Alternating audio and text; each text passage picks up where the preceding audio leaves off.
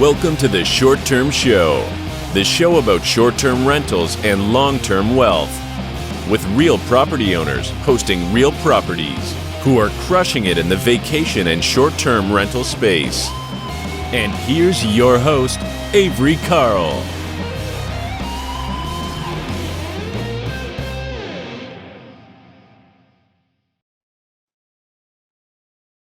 Did you know that we're officially back in a buyer's market? That's right. Even though interest rates continue to rise, they are causing prices to fall. So there's finally room for you to do regular real estate investor things that we couldn't do for so long, like gasp, negotiate, make lower offers, ask for sellers to cover some of your closing costs. So it's a really great time to buy in terms of being able to get a lower purchase price and being able to negotiate. So if you're looking for your first or next short-term rental, it's a perfect time to reach out to us at the Short Term Shop. Let our team of agents in any of our true vacation market destinations help you find the perfect investment. Jump on over to theshorttermshop.com and click Get Connected to get started. We are brokered by eXp Realty. See y'all over there. Hey, everybody. Welcome back to the Short Term Show. Today, we got a really cool guest. He's got a lot of experience in a lot of different types of real estate, but definitely a subject that is very near and dear to my heart, coming out of the music business and into real estate, or doing that vice versa. He's got or not vice versa, but in conjunction with each other or at the same time. So he's got a really cool book out called The Backstage Guide to Real Estate. So I'd like to welcome Matt Picheny to the show. And thank you so much for coming on, Matt. How's it going? Thanks, Avery. It's a pleasure to be here. Thank you. So why don't we start by you just tell us a little bit about yourself and what it is you do, how you got into real estate, start from the beginning. Okay. I was born in Orlando, Florida, and I moved to New York City in 1992 to pursue a career in theater. And so I was a musical theater guy, right? And I always wanted to be a rock star, but I wasn't quite cool enough. I didn't have the vibe. So I ended up in musicals, which was the second best and a lot of fun. And musicals rule. I love musicals. Thank you. I mean, I would have much preferred to be, rocking out with a guitar on a stage, but that just that wasn't in the plan for me. But something that I love, right? I actually just went to a show the other night that was awesome. So then I started getting involved in website development. This is like the mid to late 90s. And instead of waiting tables at the Hard Rock Cafe in between acting gigs, I started doing website development. And so much development was coming in that I actually started my own boutique agency doing digital marketing projects for many, many clients. And then 2001 came along and the dot-com bubble burst. And all of my clients were going out of business or not spending money on any digital marketing things. And my business was imploding. And as timing, perfect timing, I got a phone call at that time from my landlord telling me I had 90 days to get out of the apartment that I was living in.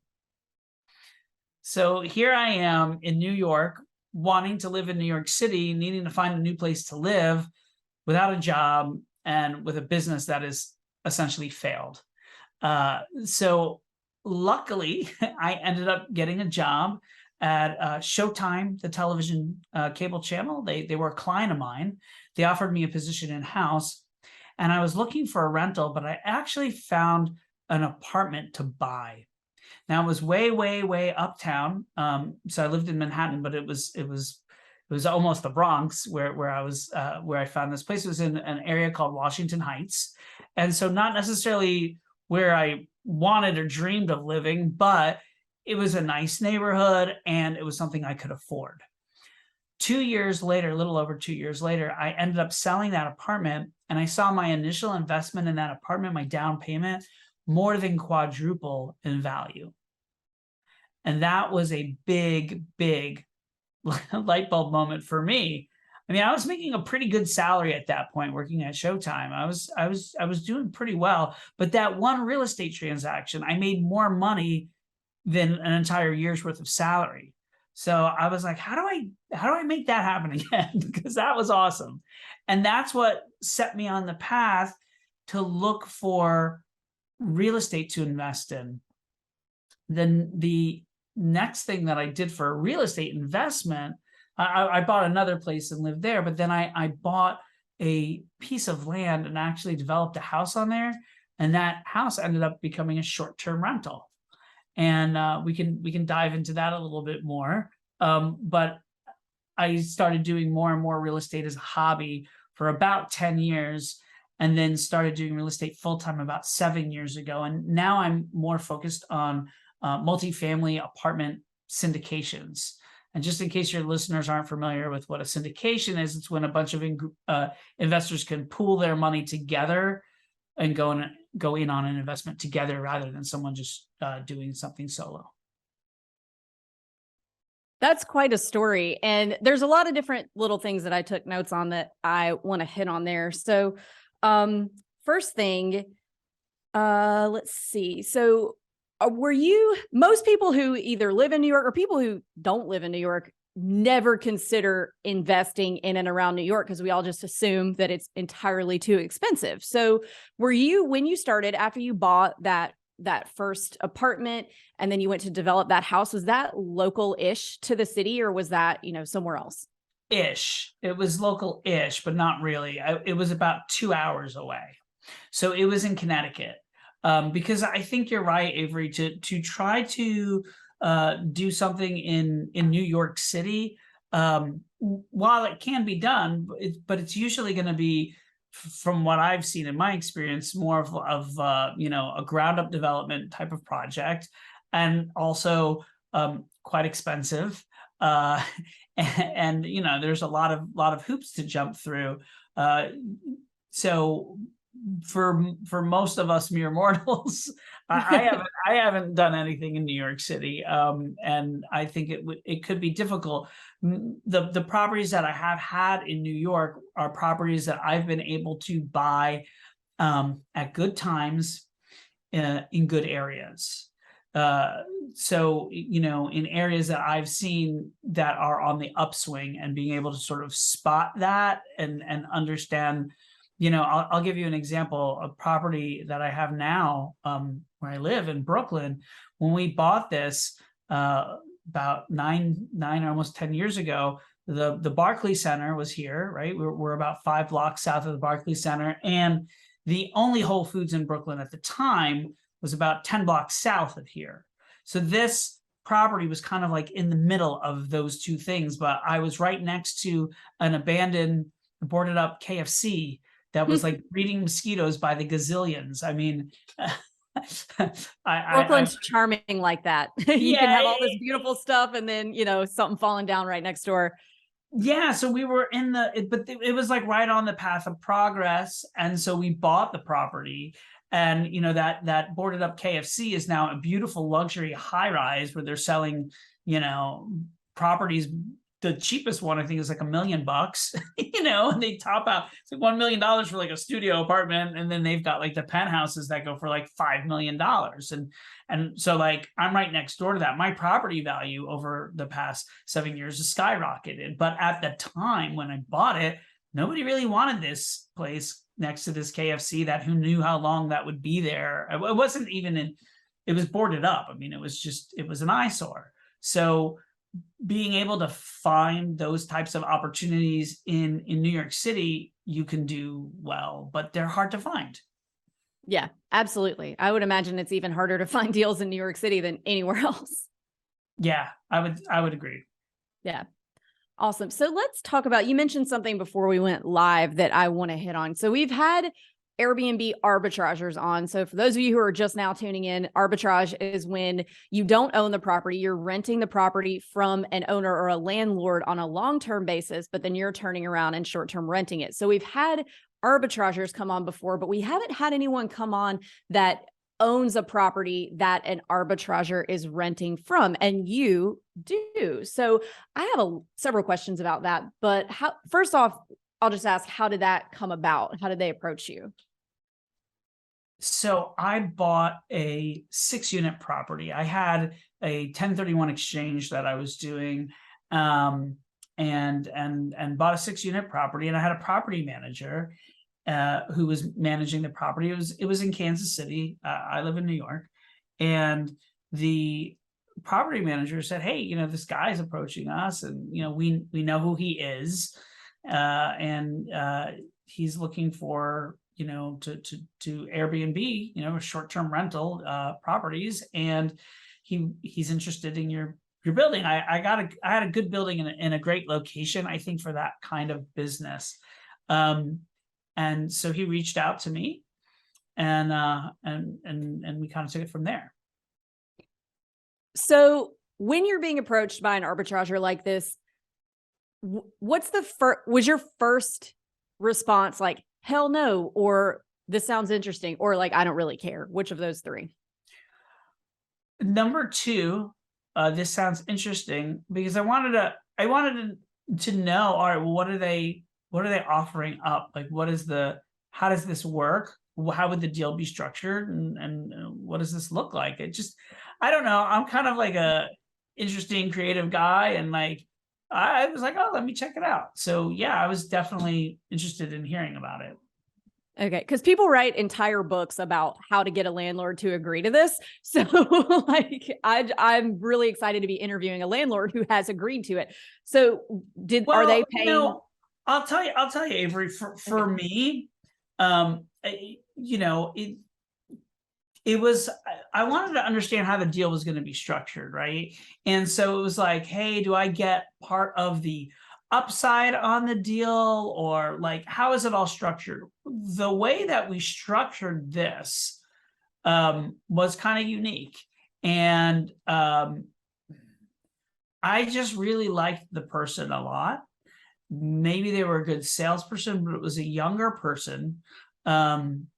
I look young, but I'm a bit older than I look, and I just really liked the fact that this guy was he's like in his early 20s, just was like hustling. He was out there, and he seemed to me to be a good, respectable person. And what he wanted to do, so the way we structured this was, so he wanted to furnish the unit, right? And he showed me pictures of other units he had done in the city. And I also had the property manager vouch that, yeah, this guy, this is what he does. And these are like legitimately like units that he has, that other people own, that he's done. And they were beautiful. And he's like, I want to do this. And so he actually had me front the money to furnish the unit. Wow. He got you to agree to that. Yeah. Because I felt like it was a studio unit, and I felt we were having a hard time renting it anyway. Okay. And I felt like, look, if it gets furnished and he ends up being a dud or whatever, I'll keep all the furnishing. And he did all the work of like getting everything and setting it all up. I mean, he did it, and it looked beautiful. And I was like, great. If he ends up being a dud, like, this is all and it was my stuff, He then was renting the apartment at a much higher rental rate, about $200 a month more. And this is a relatively inexpensive apartment to begin with. $200 a month more than what I would be charging someone to rent it for. Oh, okay. That was going to be my next question: was he offering you higher rent to get you to agree to this? So it's a win-win. He was offering me higher rent, and this was at the very beginning of the pandemic, actually. Oh, wow. And so there was, not a lot of risk on my part. He was signing a 1-year lease to pay this higher rent, and whatever he, got as income was his. So I was happy. And he was taking care of the property. He was there all the time. He was washing the linens, all of that. He put a, like a Ring type of doorbell on there. And there was like a keypad. Actually like improved the unit quite a bit for him to do that. And the agreement was that within 2 years, he would pay me back the loan. And then the rent would go to market rent. And that's what's happened. So he's paid me back the loan, and the extra month that he was paying me every month was not accounted for as a it didn't reduce the principal balance, that I loaned him. So he gave me a, check for like $8,000 and we were done, and now he's still renting it. He's paying market rent, pays every month like clockwork. When we started the whole thing, we got it approved with the city.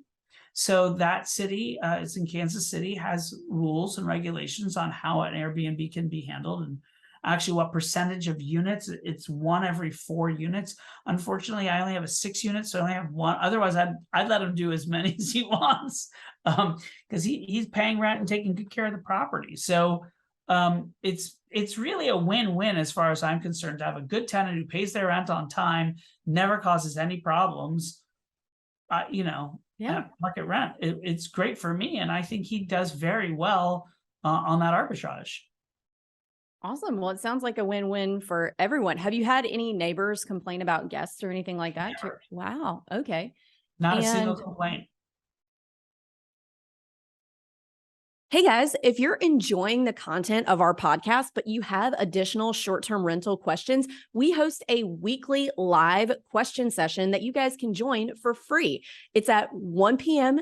Eastern on Thursdays. And if you head over to strquestions.com, you can sign up. So not only am I the host of this show, but I also own and manage my own properties, and I'd be happy to answer any questions that you have about short-term rental investing. So please join us anytime for a free weekly live Q&A on Zoom. Sign up at strquestions.com. What about insurance? So does he have his own special insurance for this? You're not on the hook for any like anybody falling down the stairs while they're in there, or I guess there's not stairs, but slipping and falling in the studio. Well, there are a couple stairs up to the property. I do have an insurance policy on the property as a whole. There's 6 units there, so it's not just the 1 unit that he has, and I don't think you can get like a partial insurance, the insurance is going to cover. So I do have liability insurance. He also has insurance as well. And that was important to me, but it is covered under my policy. And then I have an umbrella policy too. So I have lots of insurance just to, things can happen. People can slip and fall, and you want to make sure that you're covered.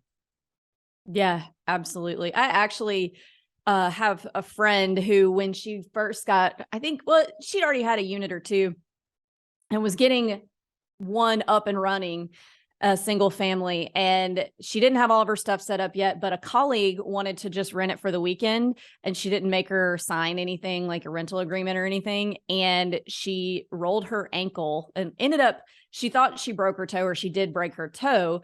And she ended up I think it got really close to a lawsuit about this broken toe, when it was somebody that she knew, that she trusted. And so that's just a really good, you kind of reminded me of that story, to make sure you have enough insurance and that you have everybody, even your mother, sign these things if they're going to be staying in your property.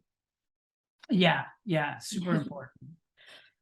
Yeah. So I want to switch gears for a minute here. So you are someone who has been, you might still be in the arts, we didn't talk about that, has been in the arts, transitioned into real estate as a more stable form of income. I think there's a lot of us, myself included, who have been in that position of, we're musicians or artists or actors or what have you. I had a ton of actors who worked in the same bar as me when I lived in New York. And everybody's doing this thing. They're working on their craft, but we all have to work in the service industry to support that, because it doesn't always cash flow, especially at first, sometimes never. And I think that a lot of those types of people don't realize that they can start investing in real estate for some more income at the same time that they're doing that. So looking back at how much money I was making, so first bartending in Austin and then bartending in New York City, 3-4 happy hours a week, I was making $90,000. And I totally could have bought something somewhere, but I just didn't have the tools or the resources or the knowledge to know that I could do this kind of thing. I thought you could only just buy a house like when you're ready to have something like what your parents have. And so I really think that the artist community is really kind of skipped over in terms of, people putting education out there for that sect of people. So I would really like to hear, your take on that, and, helping that community get into real estate investing? Well, that's one of the reasons why I wrote my book, Backstage Guide to Real Estate, is to help people, whether they're musicians or not, right? Whether they're involved in the arts or not, know how to do this, right? Because sure, I used to be an actor and I didn't know about this, but then I worked in digital marketing and I didn't know about it, and there's people who are doctors and lawyers and don't know about it. There's just a lot of people, regardless of their profession, who don't know what this is and don't know how to do it. The kind of thing that I do is syndication, which allows people to get into this kind of thing on a very passive level. And so that's something that I'm passionate about, is creating passive income. So 2/3 of my portfolio in real estate are deals that I have invested with other people. And then I have 1/3 of my portfolio. It's big. I mean, it's almost 4,000 units that I manage, right? And that I run. But like I said, 2/3 of my portfolio is passive stuff. You can go ahead and find somebody who knows what they're doing, right? Because look, if you're a musician, you're an actor, you're an artist, like you probably don't want to do real estate, or you'd be doing real estate, right? Maybe you just probably don't have an interest or passion for it, number one. But number two, there are things that you have to learn, right? And if you want to run a deal yourself, there's a lot more that you have to learn. You can passively invest in somebody else's deal without knowing too much. Yeah, there are some baseline things that you need to learn and understand. But at that point, then if you have 25,000 or 50,000, you could just go ahead and invest that in someone's deal passively, and you're done. Now, if you want to go ahead and do the short-term rental thing, which can be more lucrative, that's great, but it also takes more effort from your part because you're more of an active investor. And that's going to require you being able to go to a bank and getting a loan from the bank, unless you buy the property all cash, which you're probably not going to do. So you can make a lot more money if you get a loan and you leverage the property. And then you have to qualify for the loan. There's a lot of other things that you need to do. And then you've got to manage the property, and you have accounting things that you need to do, work with an accountant and have expenses and income and do leases and deal with tenants that, most tenants are fine, but then you get that one tenant that's kind of, a problem, and you have to deal with that. And so there's thinking, but you will get compensated more for it, right? So it's just kind of figuring out where is the best use of your time. But it's certainly something that people can get involved in who don't have, massive salaries and aren't full-time professionals. It's something that lots of people can do. Yeah, I think I always felt like, oh, I don't have a quote real job. This is for people who have real jobs. I'm doing air quotes for those of you who are listening. You can't see me. But you might need the real job to get a mortgage.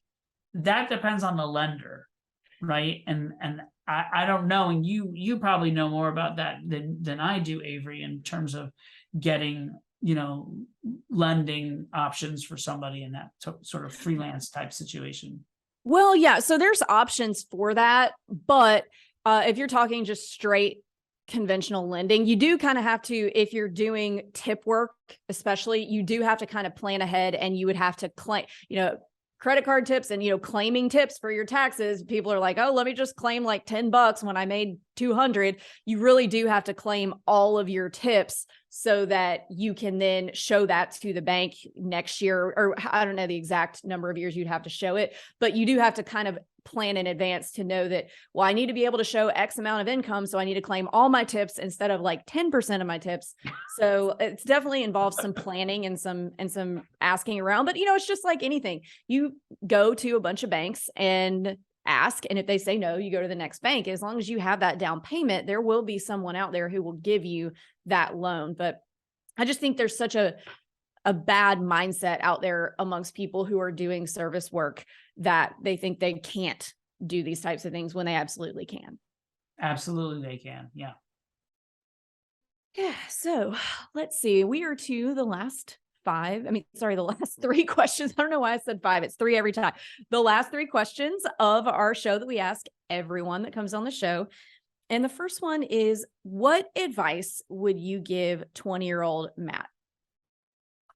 Oh, 20-year-old me. Wow. I thought you were going to say just 20-year-old person. Well, that's next. So don't step on that question. But yeah, okay. you go. I don't know. I don't know what I would say. I don't have any regrets. I mean, sure, it would have been great if I would have invested in real estate sooner, if I would have known about it. Maybe I would say, hey, check out real estate. But I enjoyed doing what I've done, and I've enjoyed my life and taken kind of an eclectic path to get where I am. And I wouldn't trade any of those things for the world. That's a really great answer. And nobody said that yet, actually. So that's a great answer, that, you're happy with the experience that you've had. And that's good. Yeah. So next question, what advice would you give a new investor who's interested in getting started today? I think there's 3 things that are really important to be successful in real estate and also in life. Number 1 is education. And I don't mean like having to go to college, right? I mean, I actually went to a musical theater conservatory and didn't graduate college until like 10 years later. I ended up going to school at nighttime, but understanding, like learning what you like. If you want to play guitar, like learn all your scales, right? I mean, like there's certain things that you need to learn, basic fundamentals that are really important. So get that education. That's number 1. Number 2 is that this is persistence is what's going to win the day for you.